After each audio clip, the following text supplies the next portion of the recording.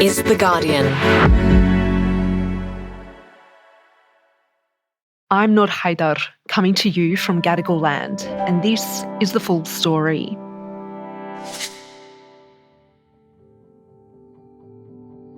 One Nation MP Barnaby Joyce has repeatedly declared that he doesn't believe in multiculturalism. The reality, though, on the ground in his New South Wales electorate of New England is very different. The safety and the people made us feel like we belong here, because all the smiles and conversation, they made us feel welcome. And from the beginning, I knew that Australia is going to be my home.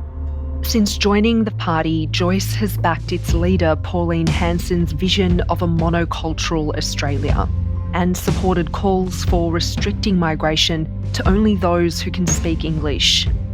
According to me, Armidale is a good place to raise kids.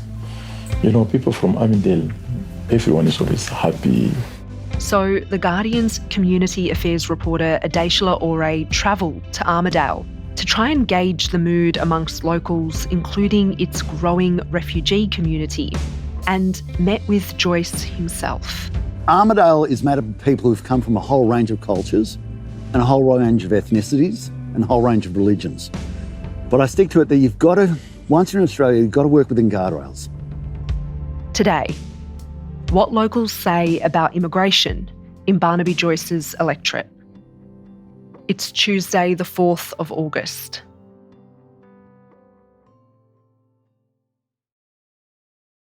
Adeshola, it's great to have you back on Full Story. Yeah, thanks so much for having me, Nour. You're The Guardian's community affairs reporter based in Melbourne. For your latest story, you went on assignment to the city of Armidale, which is in the New South Wales Northern Tablelands. When planning that visit, what did you hope to learn? What was the motivation for that trip? I wanted to go to Armidale because I was interested in what appeared to be a contrast, really, between the city being a resettlement site for refugees and the fact that it's also now within a One Nation held seat. So when Barnaby Joyce defected from the Nationals last year, he joined One Nation, and so Armidale found itself represented by this right-wing party.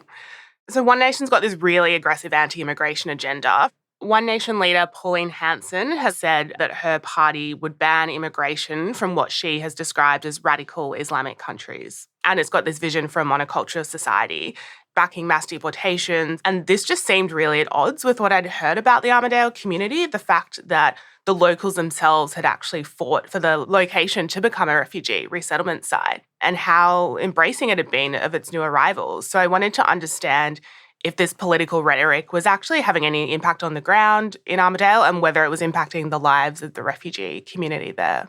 There is a lot in that I hope to unpack.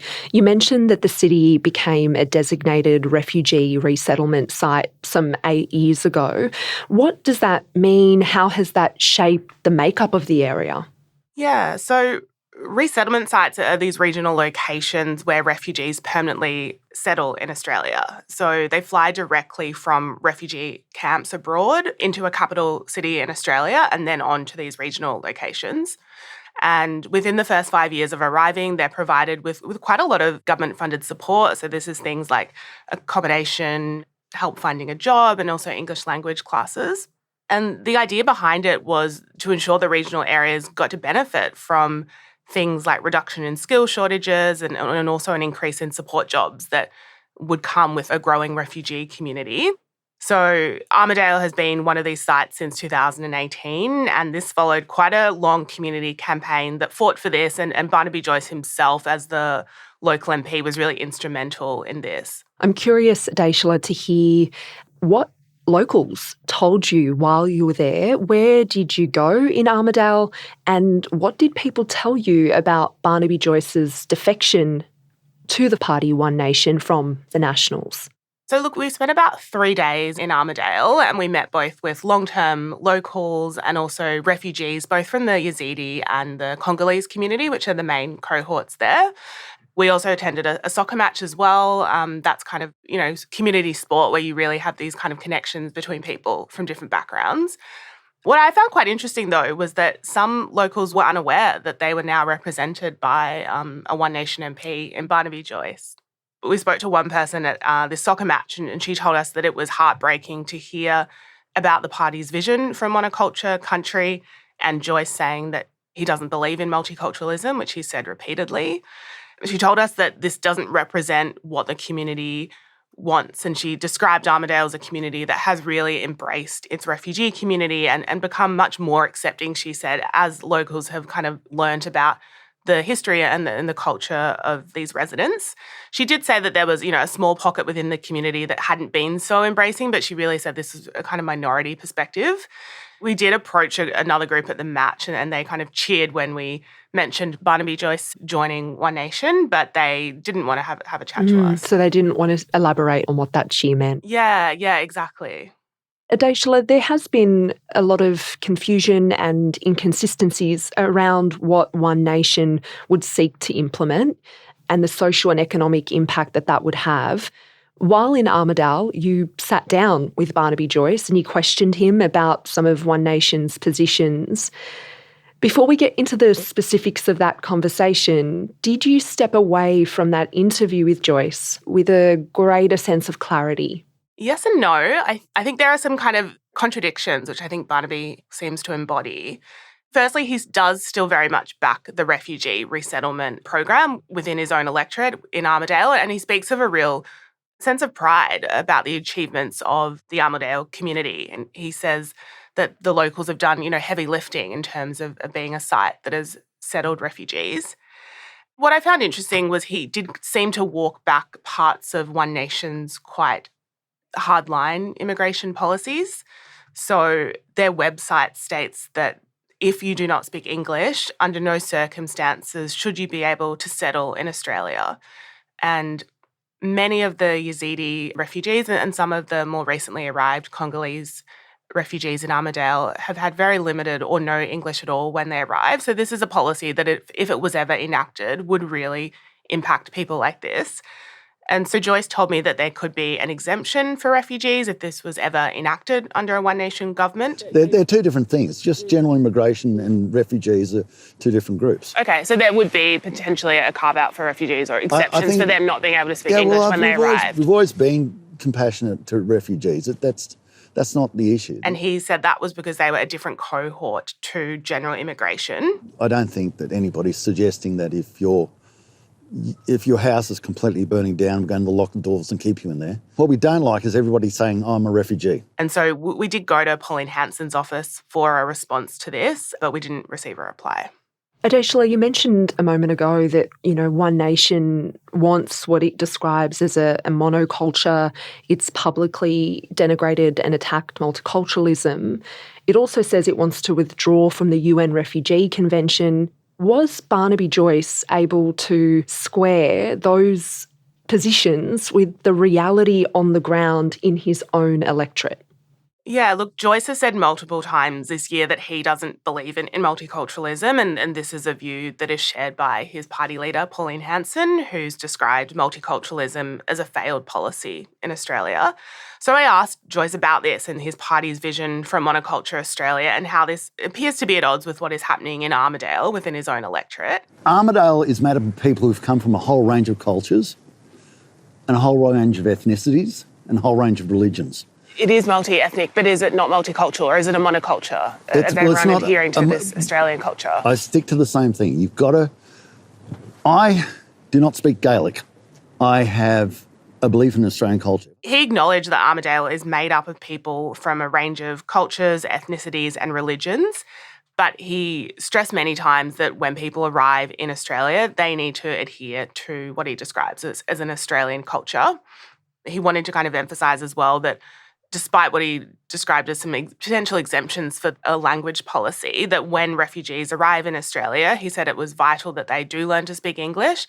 And he said that this is necessary so people can navigate the health system, so they can get a job, and if they interact with the legal system at all. Armidale does have a thriving Yazidi community, and Joyce seems to strongly support that community because they've had to flee persecution and genocide in Iraq and Syria. But that view doesn't seem to extend to other persecuted groups. We know that One Nation has said that it wants to restrict movement to Australia or immigration to Australia from certain parts of the world, including Gaza was one of the places they nominated. Did he explain that? He did focus a lot on the Yazidi community, and I think there was a lot of attention, media attention, in the years leading up to Armidale becoming a refugee resettlement site on what the Yazidis, the persecution that they were facing by Islamic State. I mean, the Yazidis, they were the first cohort of refugees to resettle in Armidale. This was starting in 2018, and he seemed quite moved by ISIS's persecution of the Yazidis and the treatment that they had suffered. UN investigators have described Islamic State fighters' treatment of the Yazidis both in Syria and Iraq as a genocide. So when I interviewed Barnaby Joyce, he said that he felt Australia had a role to be compassionate towards refugees. I think we have a role with compassion to reach out to people. Everybody in Australia at some stage probably arrived here as a form of refugee. I know that in my heritage, the first of my family who came to Australia, they were pushed out by the English. And so I suppose we have an obligation to our capacity, to what we're able to do. But the Yazidis, they're not the only refugee community in Armidale. So over the past 18 months, there's been a cohort of Congolese refugees who have been arriving and settling in the city. They've had to leave their home country, the DRC, due to the decades-long conflict there. And often these people spend at least a decade in refugee camps in countries like Uganda and Zimbabwe, and that's before they are finally able to arrive in Australia. We'll be right back.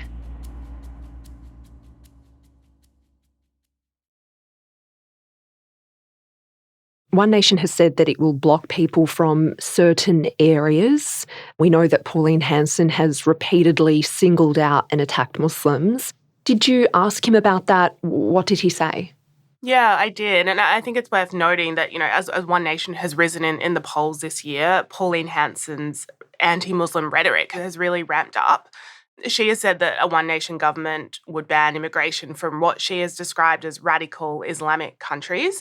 So I did ask Barnaby Joyce about this, and he suggested that any kind of blacklist, it wouldn't necessarily apply to entire countries. Would full countries be on the blacklist, or you're saying it would be particular sections of the country? And it's not the case that you think everybody from there is bad. Overwhelmingly good, overwhelmingly decent people. It's just an unreasonable proportion of trouble. So how would this ban work in practice then? Just say, man, sorry, you've got to sort things out in your own country first. I pushed him to kind of understand how they would be classifying countries or certain parts of countries under this criteria. Which countries are these radical Islamic countries? Is there a list? Bekaa Valley in Lebanon, sections where the Janjaweed are in Sudan, areas especially in Iraq, Iran. There's definitely areas there. Then there's, places that were quite moderate, Albania, former areas of Bosnia, So he did seem to be backing in this policy, but suggesting that maybe it wouldn't be a countrywide blacklist. Adeshola, having spent some time there now, having spoken to both Barnaby Joyce but also his constituents, I wonder what your biggest takeaway has been from this story, from this assignment in Armidale. There is a really different story that is playing out on the ground in Armidale. There were stories of community goodwill that were really kind of easy to come by. And, these are stories that some of these had started from when the town began welcoming refugees. So there was a local Rotary Club member, and he's donated a plot of land, and this is for the local Yazidi community to come and grow vegetables and to be able to sell these at markets. And it really seemed at odds to this vision of a monoculture society that One Nation is speaking of, and this trying to kind of link immigration to an issue of social cohesion. That was not what we were hearing from locals. I think particularly sports and food seem to be these points of connection. A lot of people, said Armidale is a soccer-mad town, and you kind of saw that at the soccer match and, speaking to people who said nothing else really matters. These are just teammates playing together on the same team. As well, a lot of people spoke about the Yazidi flatbreads and, having Yazidi refugees as neighbours and, often having kind of flatbreads passed over the backyard fence. And so I think these are just like little points of community connection, where there's a kind of shared understanding. So I think often there is a kind of stereotype that perhaps, regional areas are hostile, or there might be kind of more racism towards refugees compared to capital cities. I did come across, there was a really interesting study done by the University of New England in 2023. So this is about 5 years into Armidale becoming a refugee resettlement area. And it essentially found that the residents of Armidale, that they started off reasonably positive about the settlement program, and then this only increased. So the percentage of residents who thought that the number of refugees coming to Armidale was too high, that actually decreased over time. And at the same time, the percentage of residents who thought the refugee intake was too low increased. We visited a sewing workshop on a Saturday morning, and this was run by a local Armidale woman, and then there were some Congolese women who had been funded to participate in this. And there was a really beautiful friendship between a local Yazidi volunteer, Biza, and a Congolese woman, Teresa, who was participating in this. And they were pretty limited in what they could say to each other in their shared language of English. But there was a really beautiful moment of, Teresa getting a little bit emotional when she was speaking about what her life had been back home, and Biza, embracing her. And I think it's just a really beautiful reminder that, a lot can be said without words. Adeshola, thank you so much for your time and your reporting on this story. Thank you. And that was Guardian Australia's community affairs reporter, Adeshola Ore. You can find more of her work on theguardian.com, and we've linked to her latest piece from Armidale on the full story page. That's it for today. This episode was produced by Karishma Luthria. Sound design and mixing by Lou Hill. The executive producer of Full Story is Hannah Parks. If you like this episode, don't forget you can subscribe or follow Full Story wherever you listen to podcasts. And please leave us a review. I'm Nour Haydar. Catch you next time.